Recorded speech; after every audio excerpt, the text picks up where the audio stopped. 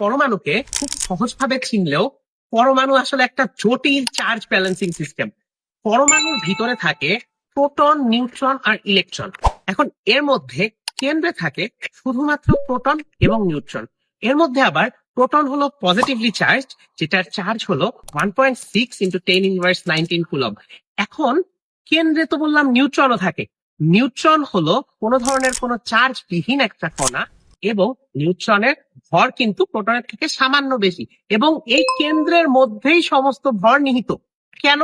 কারণ এই যে আমার নিউক্লিয়াস অর্থাৎ কেন্দ্রে যে নিউট্রন আর প্রোটন থাকতেছে, এই চারপাশে কিন্তু ইলেকট্রন পাগলের মতো ঘুরতেছে। যার চার্জ আবার কত জানো? প্রোটনের সমান, কিন্তু -1.6 ইন্টু 10⁻19 কুলম।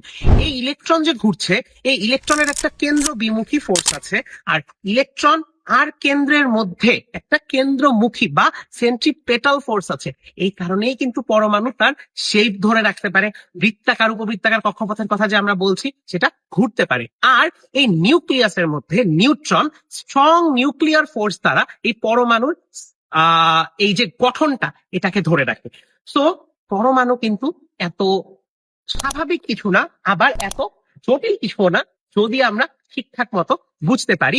এই তিন বন্ধু মিলেই কিন্তু আমাদের এই পরিবেশের আশপাশে যা আছে সব কিছু চলে।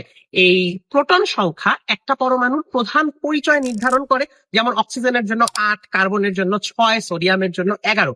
আর ইলেকট্রন নির্ধারণ করে একটা পরমাণুর রাসায়নিক ধর্ম, যোজনী এবং আরো কত কি। এরকম বিজ্ঞানের অসংখ্য সহজ কিন্তু মজার মজার টপিক জানতে সাবস্ক্রাইব করে রাখতে পারো এবং ভিডিওটা সেভ করে রাখতে পারো।